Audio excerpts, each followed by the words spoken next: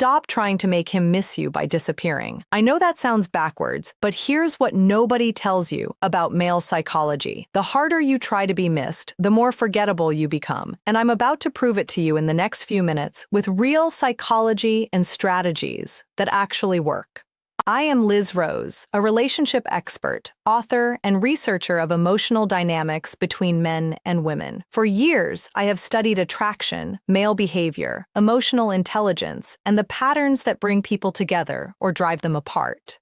Today, I want to share with you what I have learned through my research, my professional experience, and the thousands of stories I have encountered throughout my journey. Right now, you're probably doing one of three things. You're either giving him everything he wants when he wants it, you're playing hard to get and hoping he'll chase, or you're stuck in that middle ground where you're trying to be perfect and wondering why he's losing interest.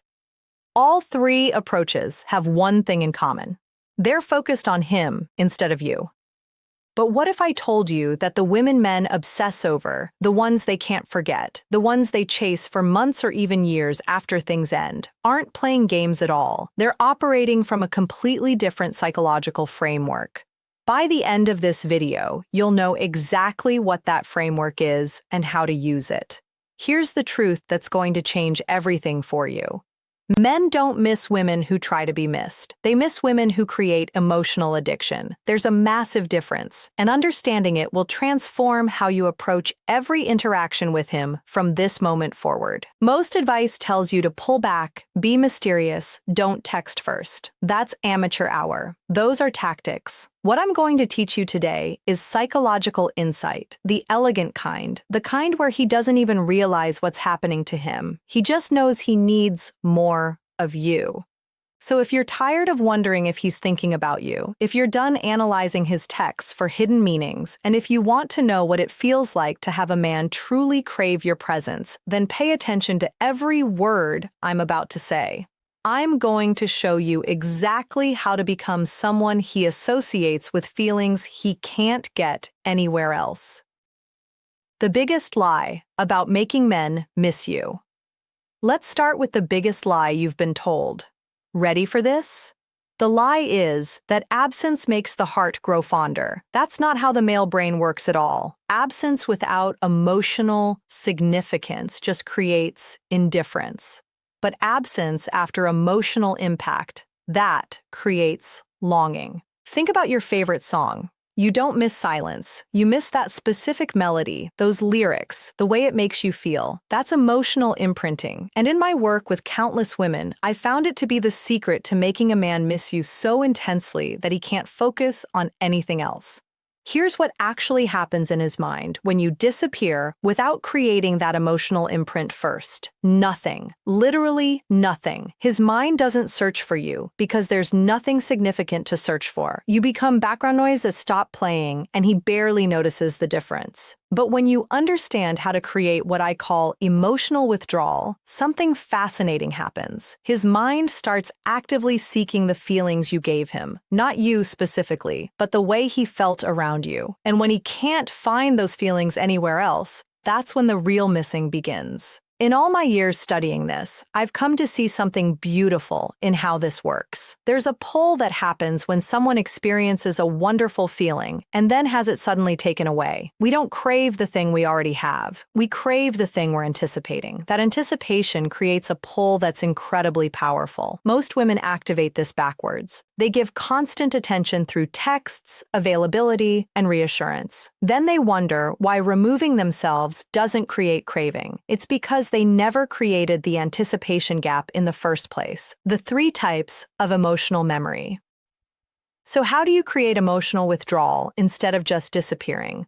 It starts with understanding the three types of emotional memory that men form about women. The first is comfort memory. This is safe, predictable, nice. He remembers you fondly, but doesn't crave you. The second is attraction memory. This is physical, exciting, but often shallow. He wants you physically, but doesn't miss you specifically. But the third type, this is where the magic happens. It's called identity memory. This is when you make him feel like a better version of himself. When you activate parts of his personality that he loves but rarely gets to express.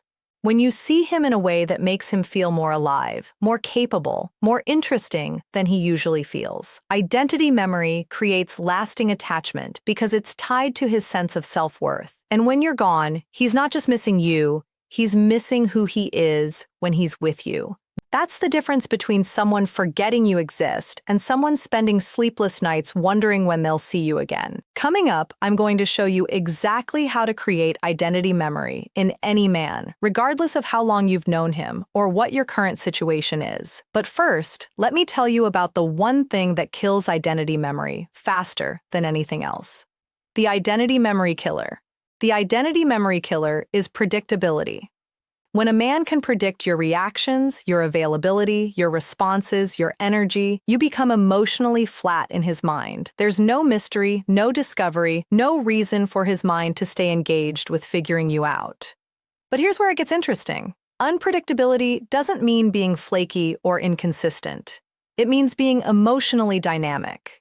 It means showing different layers of yourself at unexpected moments. It means being warm and connected one day and mysteriously busy the next. Not because you're playing games, but because you have a rich, full life that he gets glimpses of. The most magnetic women I've studied and worked with are like this. They're present when they're present and absent when they're absent. There's no desperation, no analysis, no wondering if they're doing the right thing. They flow with their own energy and let men adjust to their rhythm instead of the other way around. This creates what I call the emotional rhythm effect. Not the unhealthy kind, where you're hot and cold, but the intriguing kind, where he never quite knows which version of you he's going to get, and he finds all of them fascinating.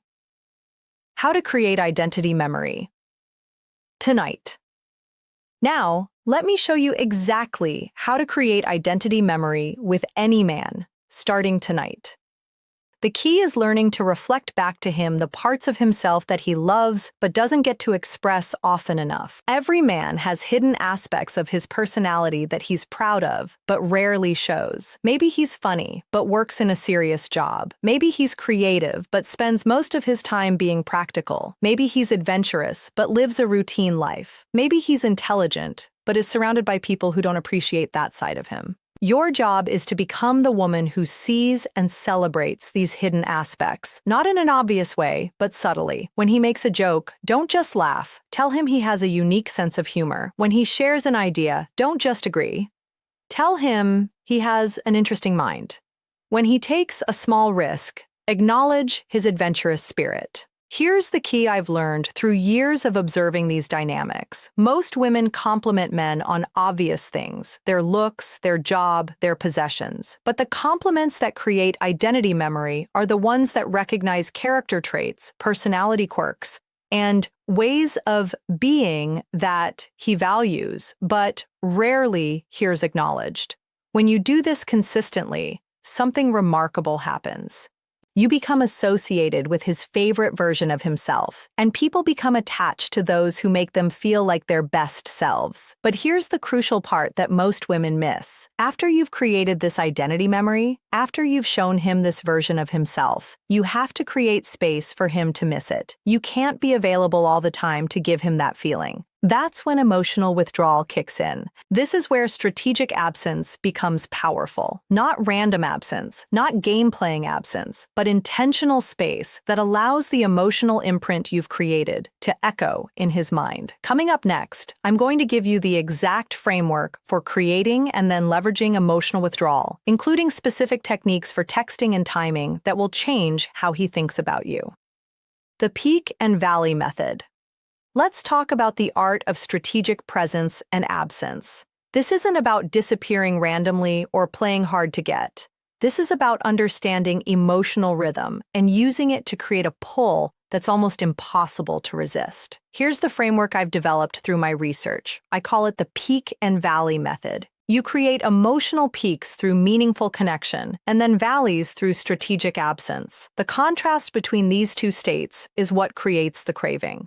During peak moments, you're fully present, you're engaged, you're showing that hidden part of yourself, you're reflecting back his best qualities, you're creating emotional depth. These don't have to be long interactions. Sometimes the most powerful peaks are brief, but intense moments of connection. Then, instead of maintaining that same energy constantly, you create a valley. You become less available, not in a cold way, but in a mysterious way. You have other things going on. You're not always responsive. You're living your life, and he gets to be part of it sometimes, not all the time. The valley period is crucial because this is when his mind processes what happened during the peak. This is when the emotional memory solidifies. This is when he starts to crave the next peak experience with you. Most women are afraid of valleys. They think it means losing connection, but valleys are actually what make peaks meaningful. Without contrast, there's no intensity. Without space, there's no longing. Here's how to implement this in real life. Let's say you have an amazing conversation with him one night. Great connection, laughter, depth. That's a peak.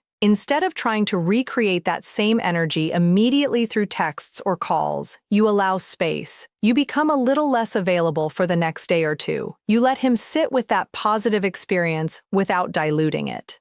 During the valley period, you're not ignoring him completely, but you're not pursuing either. You're neutral but warm when he reaches out. You're focused on your own life. You're creating mystery about what you're doing and who you're with. What happens during this time is fascinating. His mind starts replaying the peak experience. He starts wondering when it will happen again. He starts thinking about what you're doing. The emotional memory of how good he felt with you starts to intensify because it's not being diluted by constant contact. Texting strategy.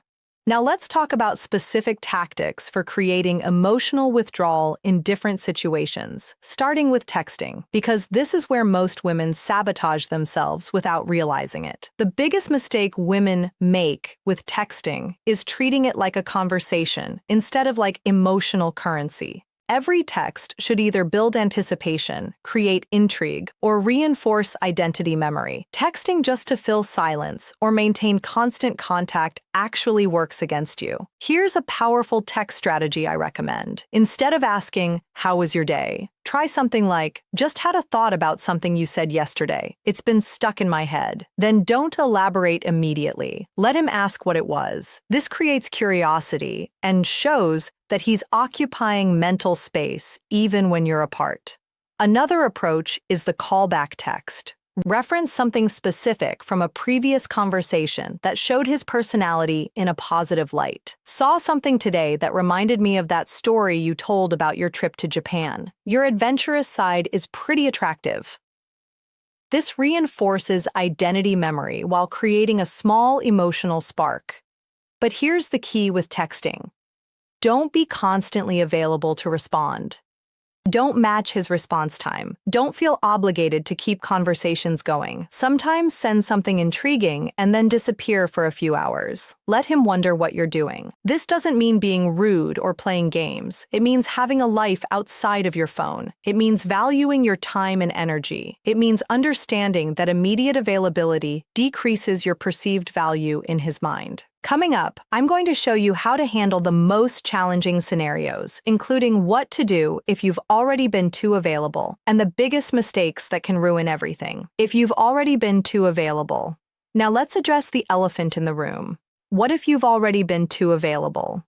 What if you've been the one texting first, always responding immediately, always being accommodating? Can you turn this around? Absolutely. But it requires a strategic shift that might feel uncomfortable at first. The key is creating what I call a pattern interrupt. You have to break the predictable rhythm you've established and create curiosity about the change. Here's how to do it without being dramatic or obvious about it. Start by gradually decreasing your availability. Don't go from texting all day to radio silence. That's too jarring and will likely backfire. Instead, become slightly less responsive over a period of time. If you usually respond within 5 minutes, start taking 30 minutes. If you usually text good morning first, skip it sometimes. If you're always free when he wants to hang out, start having other plans occasionally. The goal is to create subtle confusion in his mind. He should start wondering why things feel different,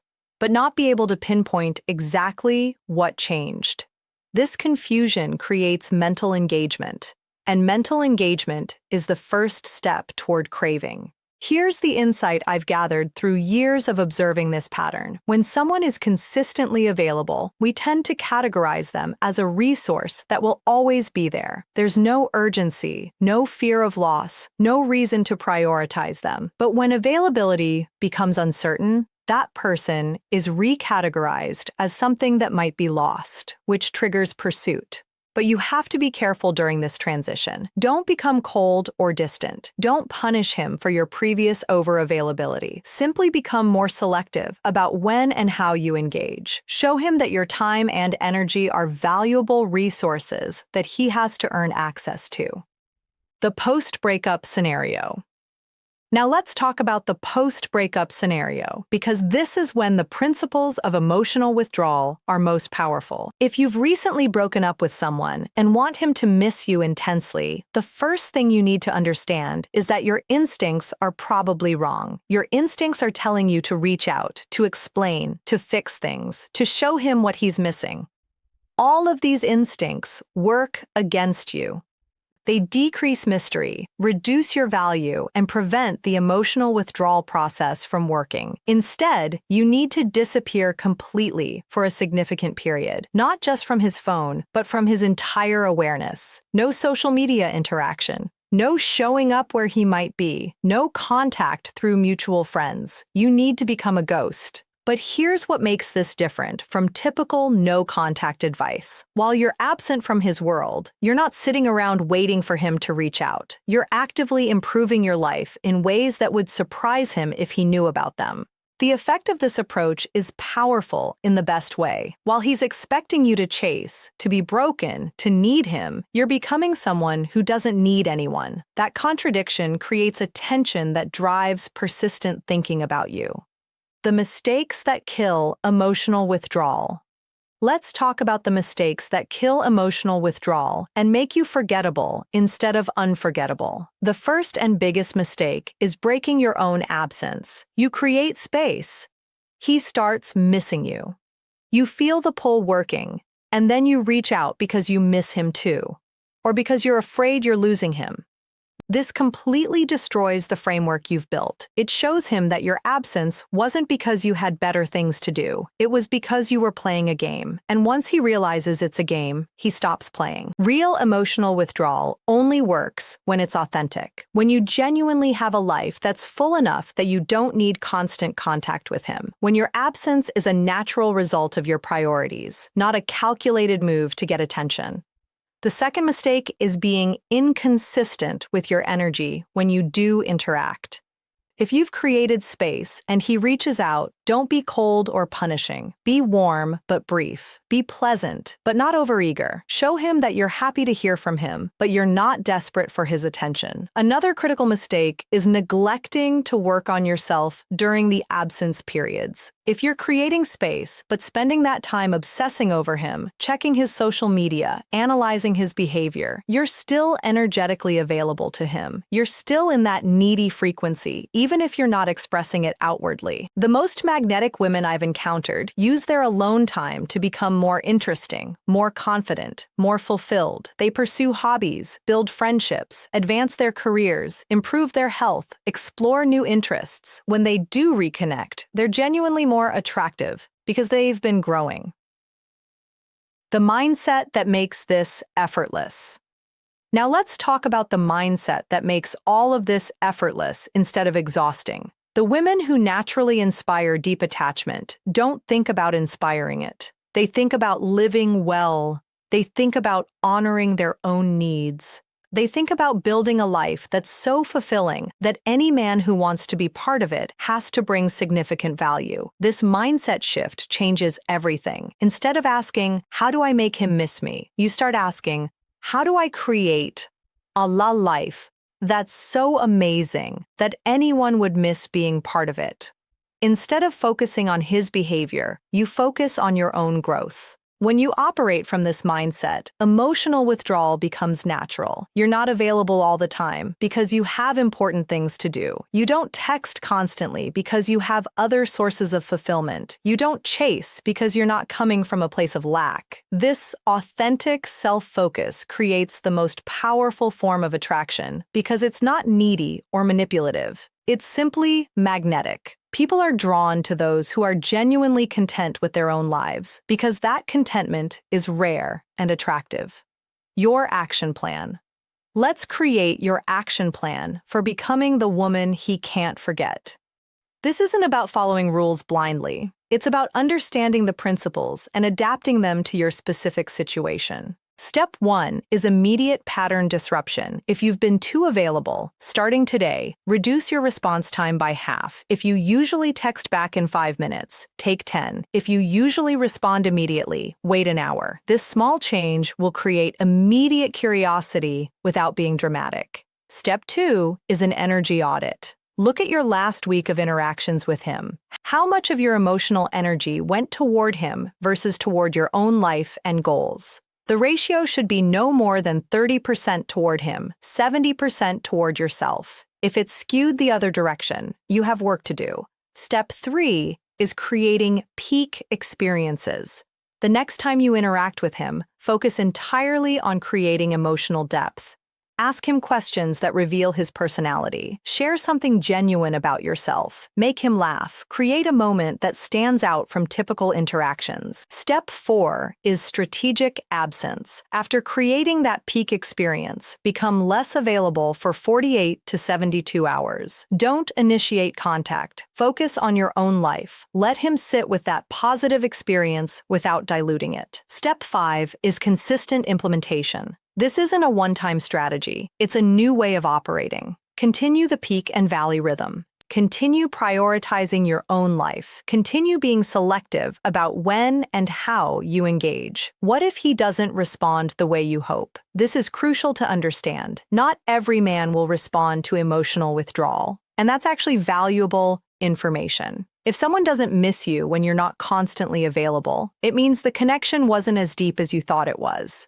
Don't take this personally. Some people are just not compatible with you energetically. Some men prefer women who are always available because it's easier and requires less effort on their part. These are not the men you want. The right man for you will respond to your increased self-respect and selectivity by stepping up his own effort. He'll become more intentional about spending time with you. He'll be more present when you are together. He'll start valuing access to you because he realizes it's not guaranteed.